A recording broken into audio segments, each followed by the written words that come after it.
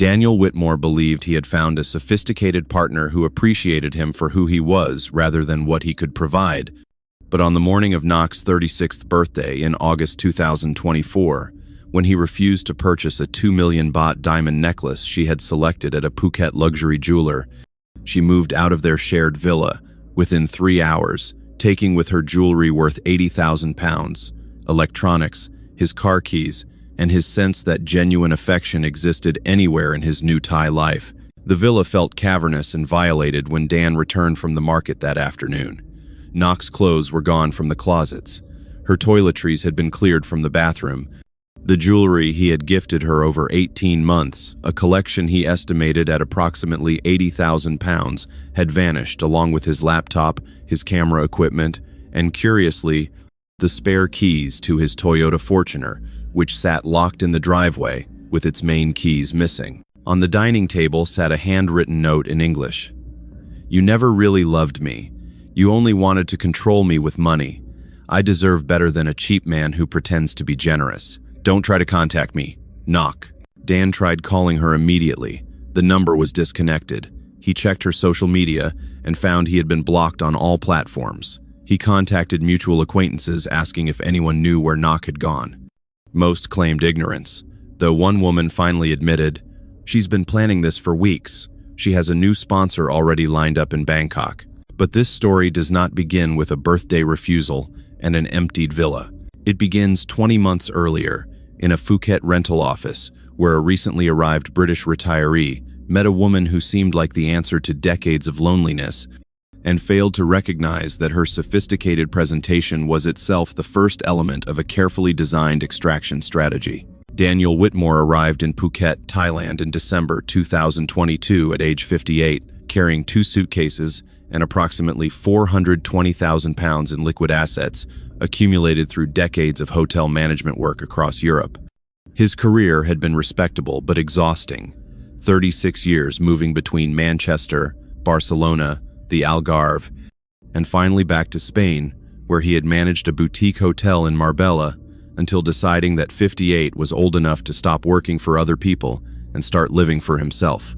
Dan's personal life had been a series of relationships that faded rather than ended dramatically. Never married, no children, a few long-term partnerships that dissolved when career moves or simple incompatibility made continuation seem more difficult than separation. By his late 50s, Dan had accepted probable permanent solitude without particular bitterness. He was simply a man better suited to professional hospitality than personal intimacy. The decision to relocate to Thailand was practical rather than romantic. Dan had visited Phuket twice on holiday and appreciated its combination of infrastructure, natural beauty, and affordability. He sold his flat in Marbella for 95,000 pounds, added that to his accumulated savings, and decided to semi-retire in Phuket, where he might eventually open a small guest house, something manageable that would provide structure without the stress of major hotel operations. Dan's arrival in Phuket was methodical.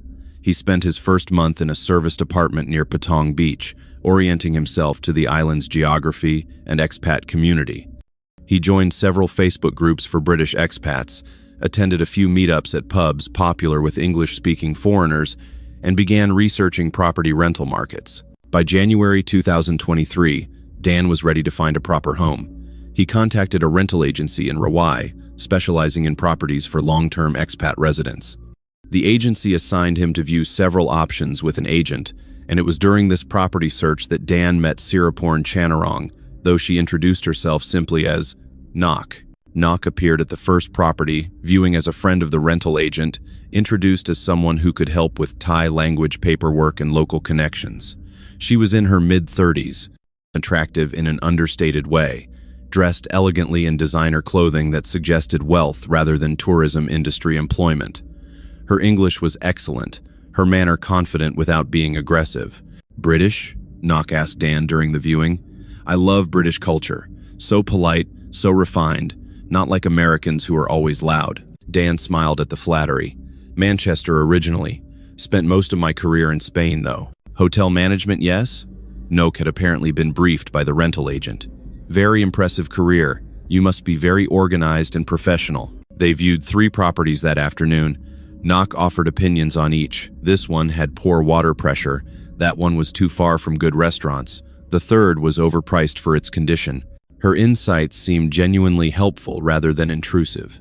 When Dan selected a 2-bedroom villa in a quiet Rawai neighborhood for 35,000 baht monthly, approximately £900, Nok offered to help him navigate the lease contract and utility setup. Thai paperwork can be confusing for foreigners, she explained.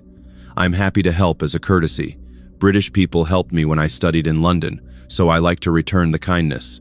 Over the following week, Nok was indeed helpful, translating contract terms, accompanying Dan to utility offices, recommending reliable services for internet and furniture rental.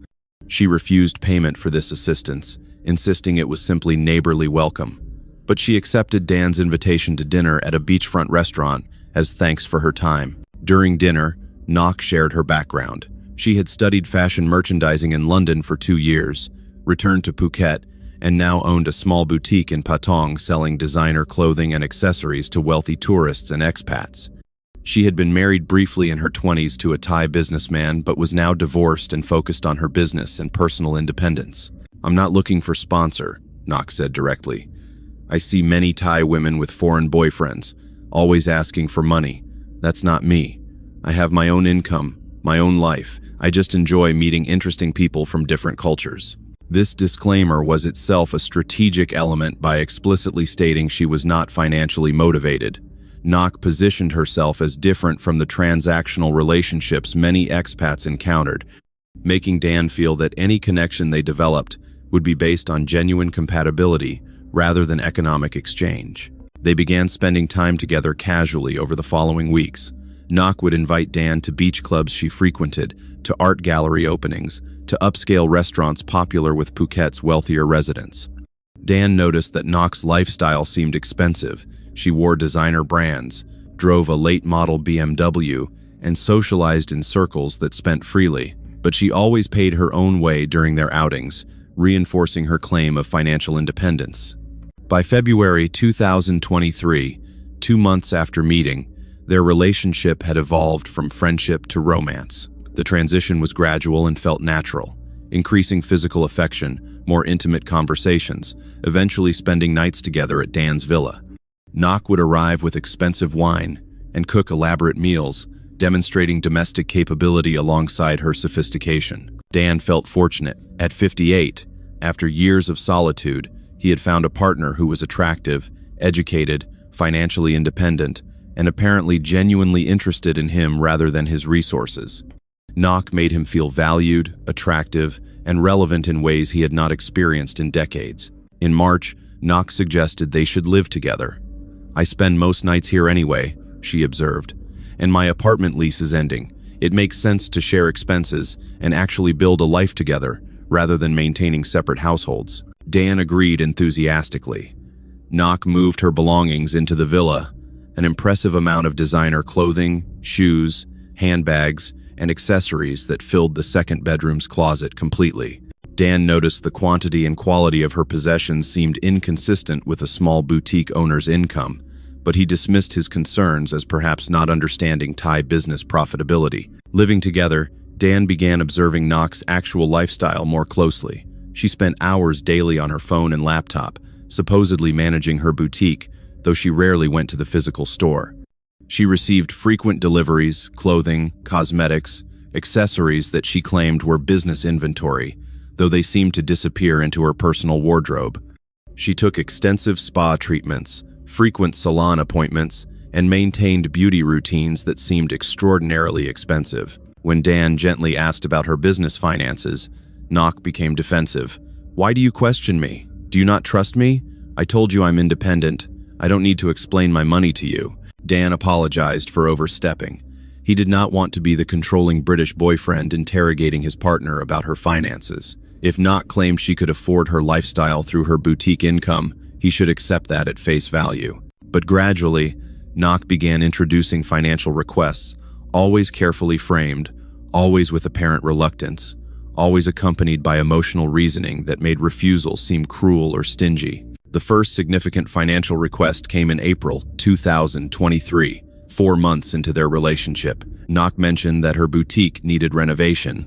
The storefront was dated, and wealthy tourists expected a more luxurious shopping environment.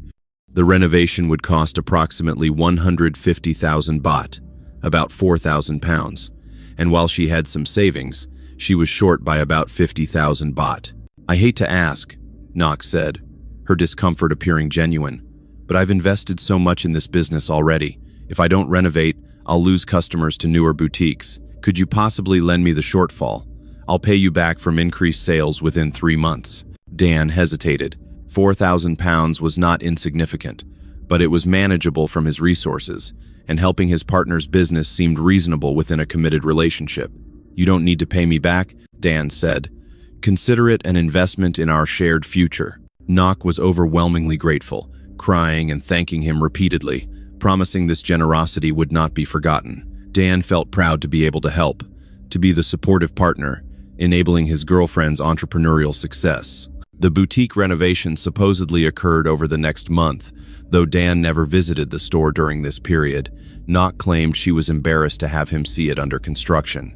When the renovation was supposedly complete, Nok showed Dan photos of a beautifully redesigned space with modern fixtures and elegant displays. Dan felt satisfaction seeing his investment realized. But Nok's financial requests continued with increasing frequency and amounts. In May, she needed a new laptop for business management, 35,000 baht, 900 pounds. In June, she needed to purchase inventory for high season 80,000 baht, 2,000 pounds. In July, her BMW required expensive repairs, 60,000 baht, 1,500 pounds. Each request was presented with apparent reluctance, and always with the framework that this was temporary assistance, that Nok would ideally handle herself, but circumstances had created cash flow problems. Dan provided the money each time, rationalizing it as normal support within a partnership where he had substantially more resources than she did. By August 2023, 8 months into their relationship, Dan had provided approximately 12,000 pounds beyond normal household expenses. He was beginning to feel uncomfortable about the pattern, but uncertain how to address it without seeming miserly or distrusting. Nok, meanwhile, had begun introducing new social expectations. She wanted to be seen at the right beach clubs, the right restaurants, the right social events. She would suggest venues where dinner for two cost 3,000 baht, 75 pounds, where bottle service at beach clubs cost 8,000 baht, 200 pounds, where weekend trips to Bangkok or Koh Samui required 5-star hotel accommodations. "This is how people in my social circle live," Nok would explain when Dan expressed concern about expenses. "If we want to be respected, we need to maintain certain standards. You understand this from hotel management presentation matters." Dan found himself spending far more than his intended budget. He had planned to live comfortably but modestly in Thailand on approximately 3,000 pounds monthly. Instead, his expenditures were averaging 6,000 pounds monthly, double his budget, with the excess going entirely to Nok's lifestyle maintenance. In September, Nok raised a more substantial request. She wanted a new car, specifically a Mercedes-Benz C-Class that would better reflect her business success and their relationship status. The vehicle cost 1.8 million baht, approximately 45,000 pounds. "I'm not asking you to buy it outright," Nok clarified. "But if you could provide down payment of 600,000 baht, 15,000 pounds, I can handle the financing for the rest from my boutique income." Dan refused for the first time. "Nok, I can't provide 15,000 pounds for a car down payment. That's excessive. Your current BMW is perfectly fine." Nok's reaction was swift and emotional. She became cold and distant, spending days barely speaking to Dan, sleeping in the second bedroom, making pointed comments about his stinginess and lack of commitment. "I thought you cared about me," Nok said during one argument, "but you only care about your money. You want me to look cheap, to drive an old car, to be embarrassed in front of my friends. You don't respect me." The accusation of disrespect was particularly cutting. Dan prided himself on being respectful, considerate, and supportive. To be accused of the opposite felt like fundamental mischaracterization.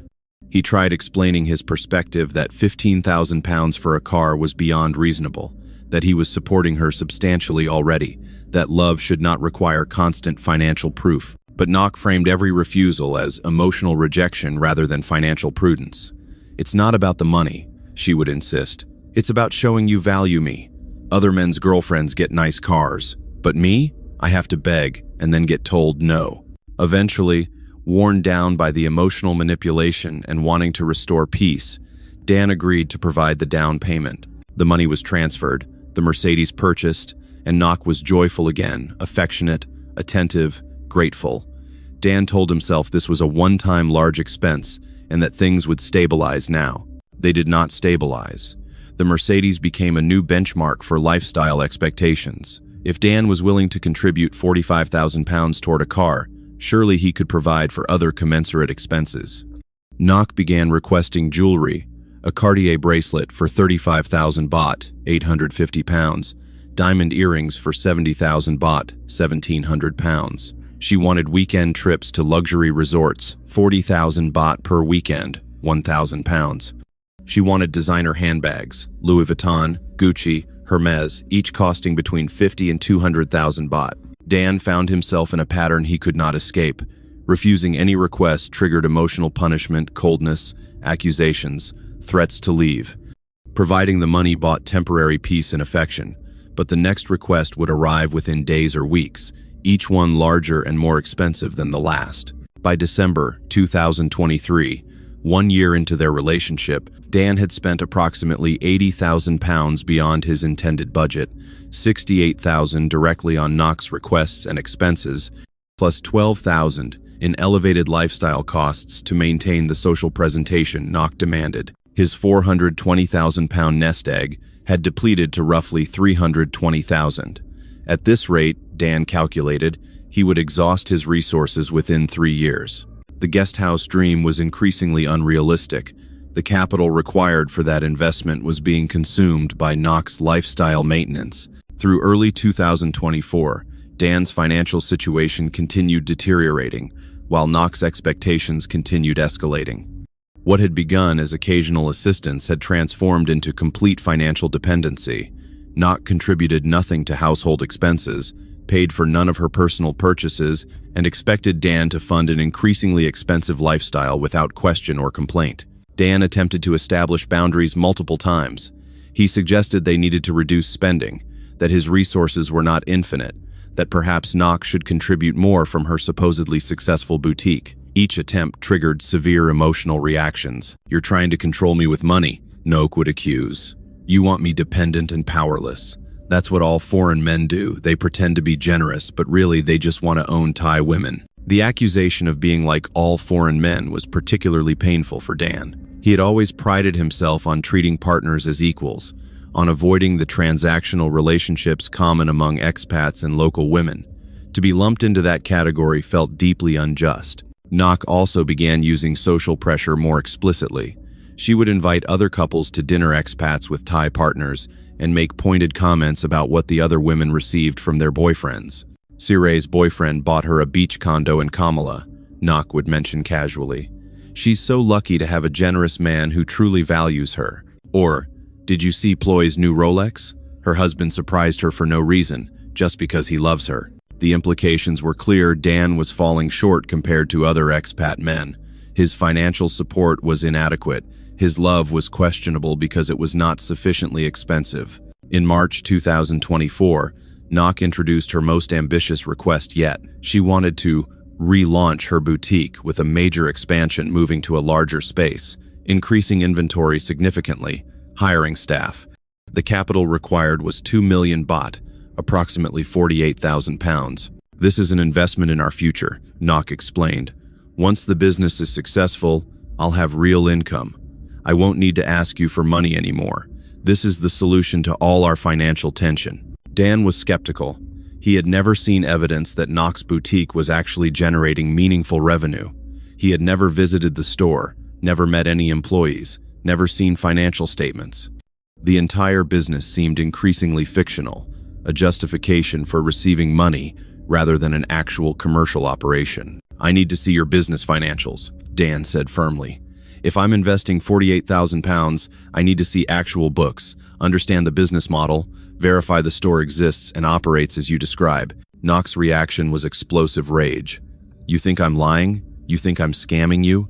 After everything we've shared, everything I've given you, you treat me like a criminal? I'm done. I'm leaving." She stormed out of the villa and did not return for 3 days. Dan tried calling and messaging, receiving no response.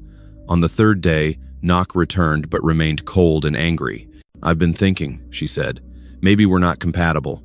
Maybe I need a man who trusts me, who respects me, who doesn't interrogate me like I'm on trial. Maybe I should move out and find someone who actually values me." Dan panicked.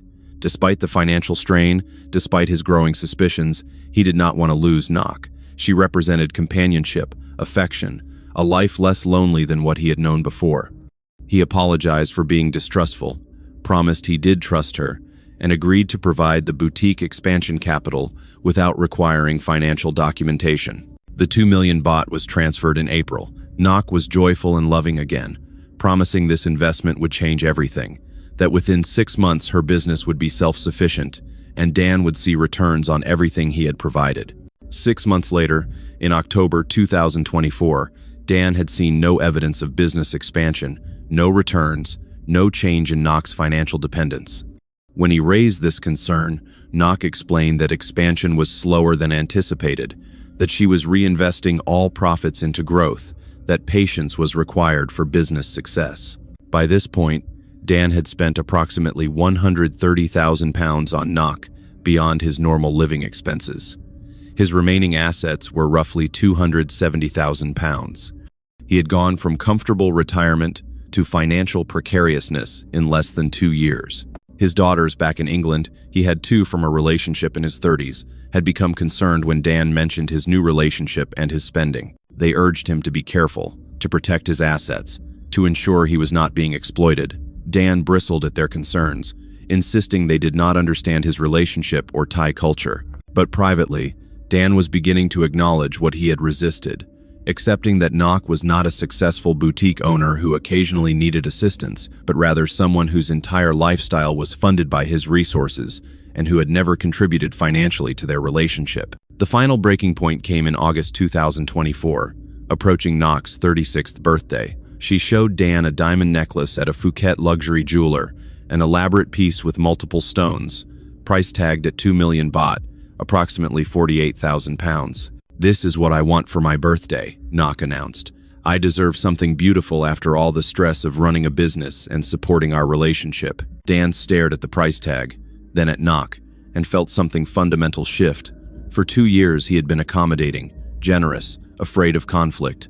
But this request, £48,000 for a necklace, was so excessive, so disconnected from reasonable expectation, that it broke through his psychological barriers. "No," Dan said simply. "I'm not buying you a £48,000 necklace." Nok's face transformed from hope to rage in seconds. "What?" I said. "No. This is absurd. I've spent over £130,000 on you in 2 years. I've bought you a Mercedes, jewelry, clothing, trips, business capital. I'm not buying you a necklace that costs as much as a car." "You don't love me," Nok hissed. "You never did. You're just a cheap man pretending to be generous. I'm done with you." She walked out of the jewelry store. Dan followed, trying to discuss this rationally, but Nok got into her Mercedes, the car Dan had primarily funded, and drove away without looking back. When Dan returned to the villa that afternoon after running errands, Nok was gone. The note on the dining table was brief and cruel. Her belongings were removed. The jewelry he had gifted £80,000 worth was gone. His laptop, his camera equipment, and most significantly, the keys to his Toyota Fortuner had been taken. Dan tried reaching her by phone, but the number no longer connected. He checked social media and found himself blocked everywhere. He asked their mutual acquaintances where Nok had gone. Most claimed ignorance, but eventually one woman admitted, "She's been seeing a German man in Bangkok for months. She's moved in with him now. She does this, repeatedly finds a generous foreign man, takes as much as she can, then moves to the next one when the money stops flowing." Dan spent the first week after Nok's departure oscillating between relief and grief. Relief that the financial hemorrhaging had stopped, that he was free from constant demands and emotional manipulation. Grief that 2 years of his life had been wasted on someone who saw him only as a funding source, that the companionship he had valued was entirely transactional. He changed the villa's locks immediately, though Nok had taken her keys when she left. He reported his missing vehicle keys to Toyota and had the Fortuner rekeyed. He began the process of rebuilding his life without her, trying to understand how he had allowed himself to be exploited so thoroughly. But Nok was not finished with Dan. 2 weeks after her departure, Dan began receiving messages from acquaintances mentioning they had seen concerning social media posts about him.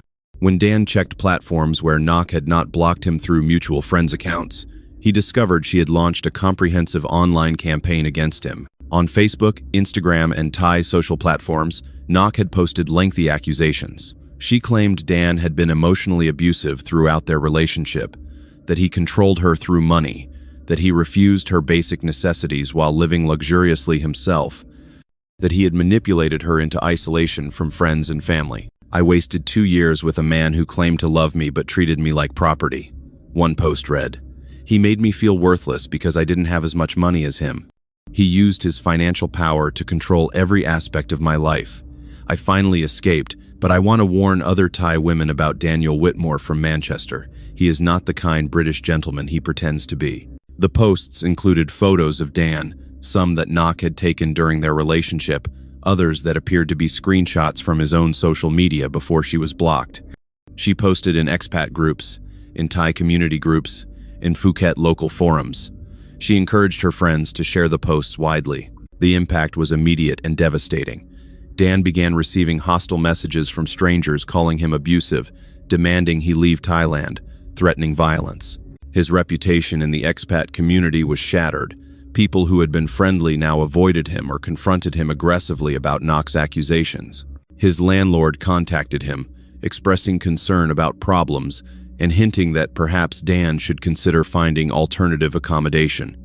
The British expat groups he belonged to became hostile environments, where members accused him of being the stereotype of the abusive foreign man exploiting Thai women. Dan tried defending himself publicly, posting his own version of events, that he had provided over £130,000 to Nok, that she had contributed nothing financially, that her accusations of control and abuse were fabrications designed to punish him for refusing to continue funding her luxury lifestyle. But his defenses were met with skepticism and hostility.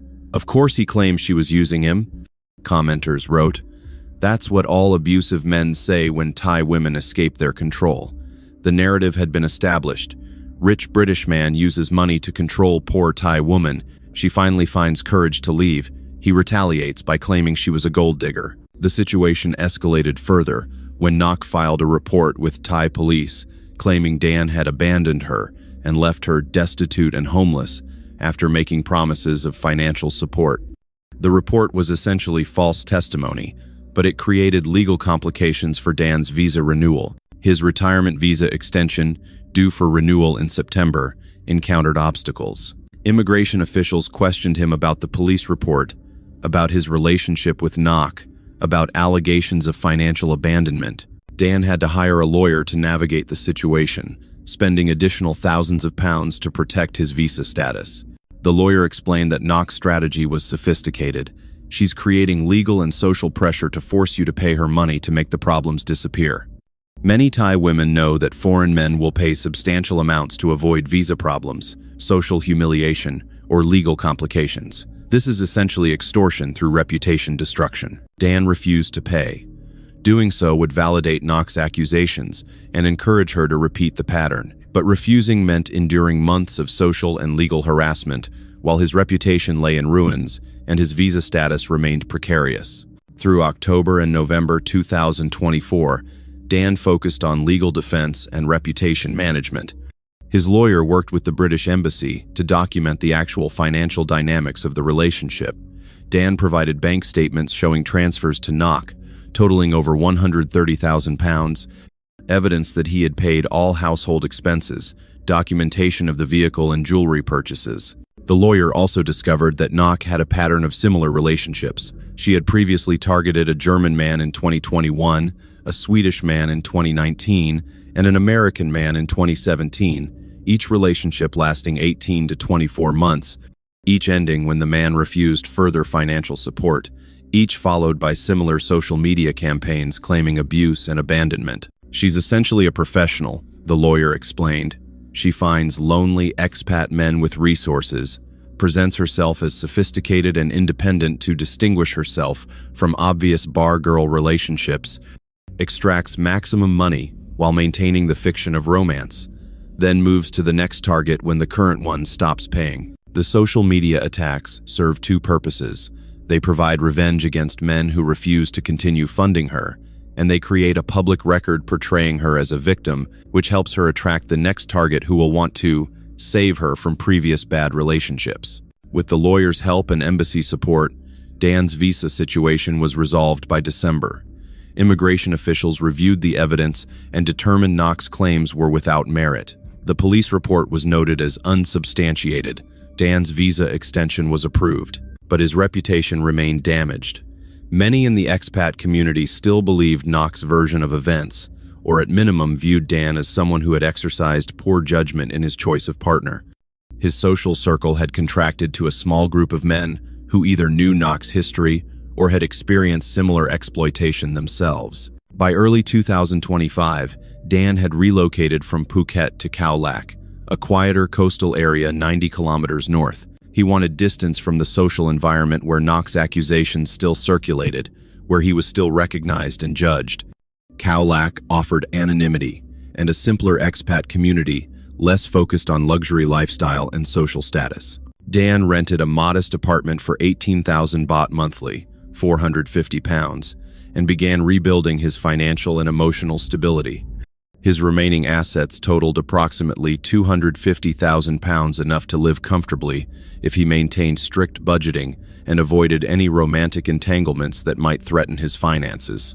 The guest house dream was abandoned. Dan no longer had the capital required for that investment, and more significantly, he no longer had the energy or optimism to pursue it. Instead, he opened a small coffee shop in Khao Lak, a modest operation requiring minimal investment, providing structure to his days, and generating enough income to supplement his savings drawdown. The coffee shop became his therapy and his purpose. He hired local staff, maintained reasonable prices, and built a reputation for good service and honest business practices. It was not the retirement he had envisioned, but it was sustainable and meaningful in its own way. Dan joined an expat support group focused on men who had experienced financial exploitation in relationships with Thai women. The group met monthly at a restaurant in Khao Lak, and Dan found grim comfort in the similarity of their stories. Successful Western men who had been targeted by sophisticated women, who had spent enormous amounts believing they were building genuine partnerships, who had been discarded and often publicly destroyed when they stopped providing money. "The thing that bothers me most," Dan told the group during one meeting, "is not the money. Yes, £130,000 is devastating. But what really hurts is that I genuinely cared about her. I wasn't trying to buy a girlfriend or control her. I wanted partnership. I wanted companionship. I thought that's what we had." The realization that it was entirely transactional from her perspective, that I was never a partner but always just a resource to be extracted, that's what I can't get past. The group facilitator, a Canadian man who had lost similar amounts in a similar relationship, nodded. "That's the real damage these women do. They don't just take your money. They make you doubt your ability to distinguish between genuine affection and skilled performance.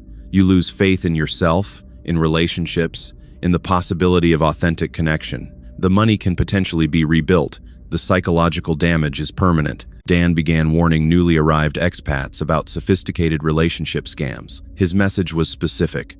Beware of Thai women who present themselves as educated, independent, and financially stable, who explicitly claim they don't need your money, who have expensive lifestyles supposedly funded by their own businesses. These presentations were often more dangerous than obvious bar-girl relationships because they provided false confidence that the relationship was based on genuine compatibility rather than financial transaction. Luxury was her language, and I never spoke it. Dan would tell men who sought his counsel. She communicated love through expensive gifts, exclusive venues, designer brands.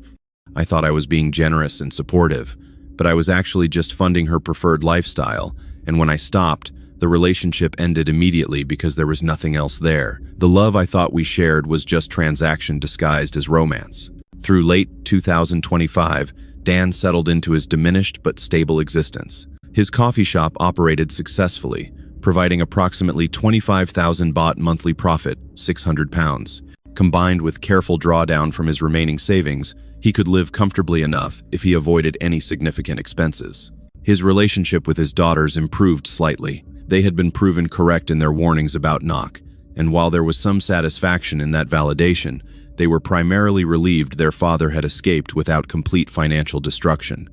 They visited Khao Lak once, spending a week helping Dan settle into his new life, and left reassured that he was surviving, if not thriving. Dan learned through the expat gossip network that Knock had indeed moved to Bangkok with a German man, a 63-year-old retiree with substantial pension income. The pattern was repeating: expensive dates, luxury purchases, social media posts showing a glamorous lifestyle. Dan wondered how long it would take before the German man reached his limit and Nok moved to her next target. Daniel Whitmore is now 62 years old, living in Khao Lak and operating a small coffee shop that provides modest income and daily purpose. The £420,000 he brought to Thailand after selling his Spanish flat has been reduced to approximately $225,130,000 lost to Knock's luxury lifestyle, $30,000 spent on legal fees and visa complications, approximately $35,000 lost to elevated living expenses during the Phuket period. He never recovered any money from Knock. The jewelry she took approximately £80,000 worth was never returned. The Mercedes-Benz she drives was technically purchased in her name with his money, giving him no legal claim. The boutique expansion capital of £48,000 disappeared into accounts Dan could not trace. Dan has not attempted another romantic relationship. The betrayal destroyed his capacity to trust romantic interest from Thai women specifically, and more broadly, his ability to believe in the possibility of genuine partnership at his age. He maintains friendly relationships with other expats and his coffee shop staff, but always at emotional distance, always with protective barriers, preventing vulnerability. His reputation in Phuket's expat community remains damaged. Knock's social media campaign, while eventually revealed as fabricated by those who investigated, still circulates in certain circles. Some people believe Dan was genuinely abusive. Others believe he was exploited, but exercised catastrophically poor judgment. Few view him neutrally. But in Khao Lak, Dan has found a form of peace. He wakes early, opens his coffee shop, serves customers, manages his small staff, and closes in late afternoon. He walks on the beach in evenings, reads extensively, and maintains regular video contact with his daughters. It is not the retirement of adventure and romance he had envisioned, but it is sustainable and free from the emotional manipulation that characterized his Phuket years. His warning to other expats has been refined through repetition. The most dangerous scammers are the ones who don't look like scammers. Nok presented as educated, independent, financially stable. She claimed to have her own business and income.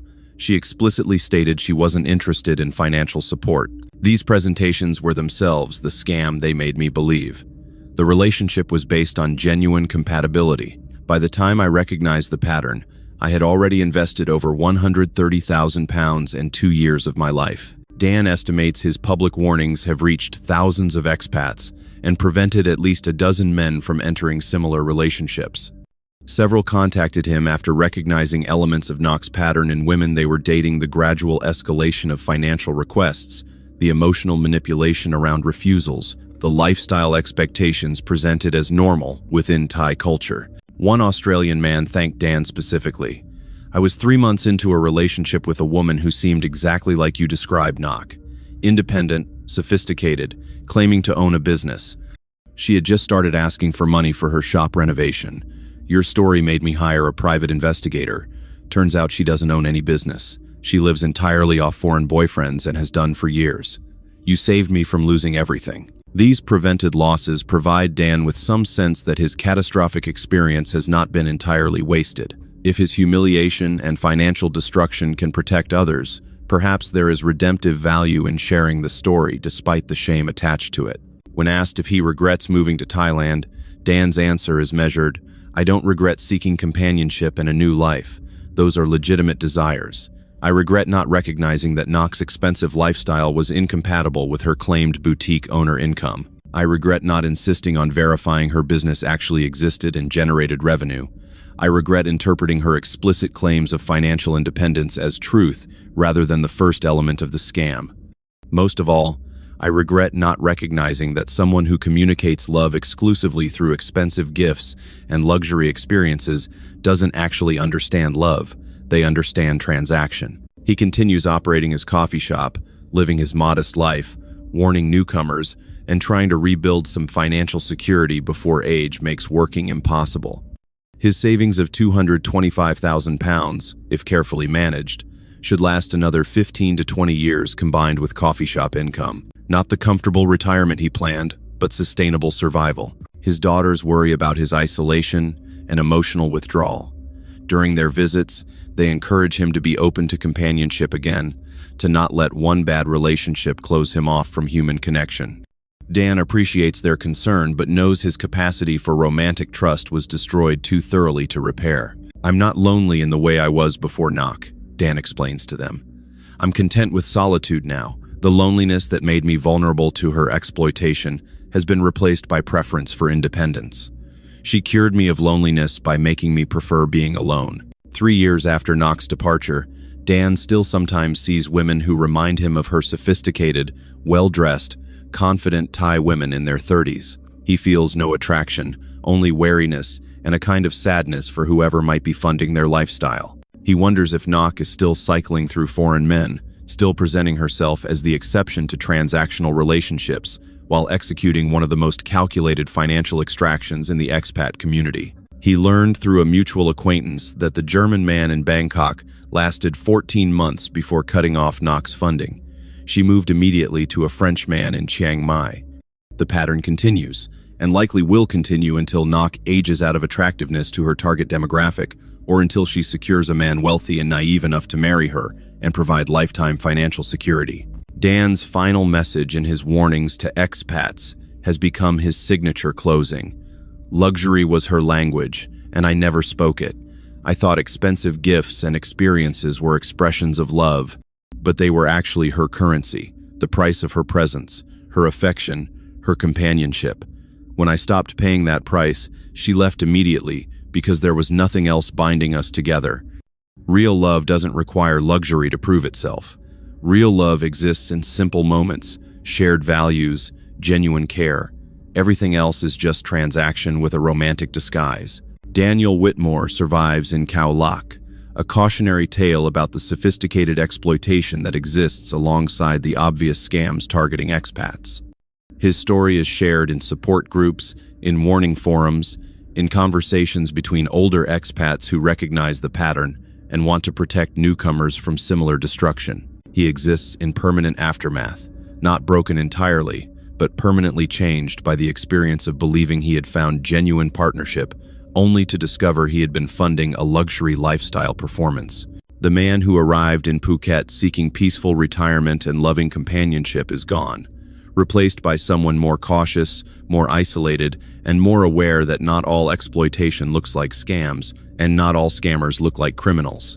His coffee shop continues operating. His savings slowly diminish. His daughters maintain dutiful contact. And Daniel Whitmore lives with the knowledge that £130,000 bought him nothing except expensive education in the cost of believing that sophistication equals authenticity, that explicit claims of independence prove actual independence, and that luxury lifestyle compatibility can substitute for genuine emotional connection. The price of affection, he learned too late, is sometimes everything you have, and the woman who seemed different from all the others was different only in the sophistication of her extraction strategy, not in her fundamental motivation.